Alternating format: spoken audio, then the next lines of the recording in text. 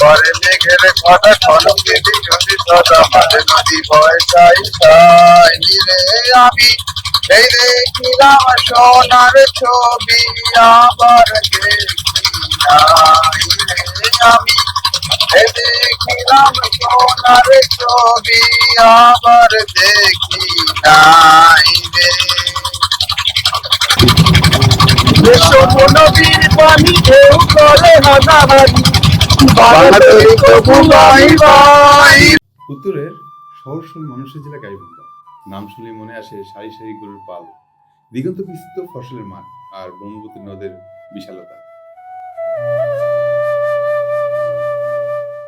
আমাদের এবারের একদিন সফরে ঘটলো এক মজার ঘটনা। সকাল থেকে গাইবান্ধার গাই গরু খুঁজে বেড়ালাম। ভাবলাম গাইবান্ধা এসে গাই দেখতে পাবো না, এটা কি করে হয়? মামা কি খাও?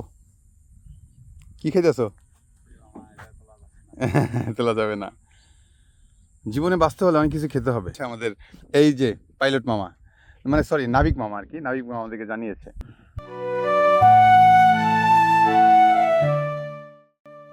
শহর থেকে শুরু করে আনাচে কানাচে গায়ের খোঁজে অবশেষে সিদ্ধান্ত নিলাম নদের চরে হয়তোবা মিলবে সেই কাঙ্ক্ষিত গরুর পাল। যেমন ভাবা তেমন কাজ, ছুটে গেলাম ব্রহ্মপুত্র নদের চরে।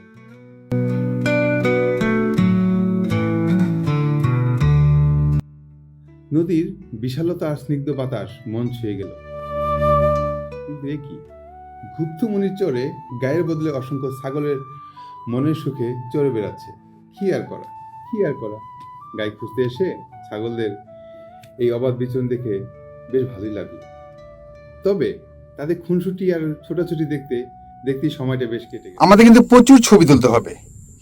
বাংলার এই প্রান্ত থেকে ও প্রান্ত, টেকনাফ থেকে তেতুলিয়া, সব জায়গায় যেখানেই যাই না কেন আমাদের কিন্তু প্রচুর পরিমাণ ছবি তুলতে হবে। কি বলো তুমি? অবশ্যই ছবি স্মৃতি সংরক্ষণের একটা বিষয়। দেখা গেছে যে ছবিগুলো থেকে যায় 10 বছর 20 বছর পরে হলেও ছবি সংরক্ষণ করে রাখা যায়। আমরা ইয়ং বয়সে কিরকম সুন্দর ছিলাম, আমরা আমাদের ইয়ং বয়সে অমুক জায়গায় গিয়েছিলাম, এগুলো এক সময় দেখা গেছে স্মৃতিচারণের ক্ষেত্রেও। আগে দেখবেন আপনারা হচ্ছে পারিবারিকভাবে ছবির অ্যালবাম হচ্ছে সংরক্ষণ করতো, এখন হচ্ছে অ্যালবাম সংরক্ষণ করা লাগে না, ডিজিটাল মাধ্যমেই সংরক্ষণ করে সবাই। এই যে সুন্দর একটি কথা বলেছে, আমরা কিন্তু নিজেরা দেখেছি ফুজি ফিল্মের মাধ্যমে কিন্তু ছবিগুলো কিন্তু আমরা অনেক তুলতাম, ছবি প্রিন্ট করতাম, অ্যালবামে রাখতাম। কিন্তু এখন সেই অ্যালবামের যুগ এবং এই ফিল্মের যুগ সব কিন্তু হারিয়ে গিয়েছে। আমরা কিন্তু এখন ডিজিটাল প্ল্যাটফর্মের মাধ্যমে, মোবাইলের মাধ্যমে কিন্তু আমরা সবকিছু করতেছি। তো এই যে আমরা এ প্রান্ত থেকে ও প্রান্ত বিভিন্ন জায়গায় যাই, বিভিন্ন জায়গায় ছবিগুলো তুলি, খুবই ভালো লাগে। এবং একটু সময় হয়তো বা আমি থাকবো না, আরেকজন থাকবে না, আপনারা থাকবেন না, পরবর্তী প্রজন্ম দেখবে যে আমরা কোথায় কোথায় ঘুরতে গিয়েছিলাম, কত সুন্দর এই পরিবেশটা।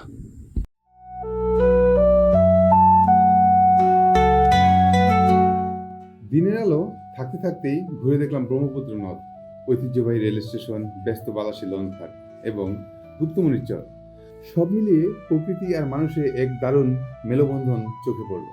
এখানকার সহজ সরল মানুষগুলো আতিথ্যদের মুগ্ধ করার মতো। ঘোরাঘুরি শেষে দুপুরে সারলাম ব্রহ্মপুত্র নদের তাজা মাছ দিয়ে। আহা, সেই স্বাদ এখনো মুখে লেগে আছে। নদীর একদম টাটকা মাছ, এমন অনবদ্য স্বাদ সত্যি ভোলার নয়। একদিন এই সফরে গাই না পেলেও গাইবান্ধার প্রকৃতি, মানুষ আর ব্রহ্মপুত্র নদের অপার সৌন্দর্য আমাদের মুগ্ধ করেছে।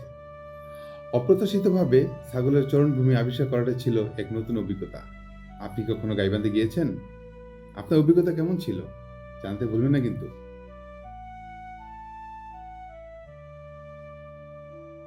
সুপ্রিয় দর্শক, আমি আছি উত্তরবঙ্গের সেই বিখ্যাত গাইবান্ধা জেলাতে আসার পরে অনেক কিছু চোখে পড়ে। বালাসী ঘাটে ঘুরেছি, নদীতে ঘুরেছি, এলাকা বিশেষ করে ডিবি রোডে ঘুরেছি এবং এখানে মদন নামে একটি এলাকা আছে, ওখানেও ঘুরেছি আর কি, তো নামটা আমার সেরকম মনে নেই।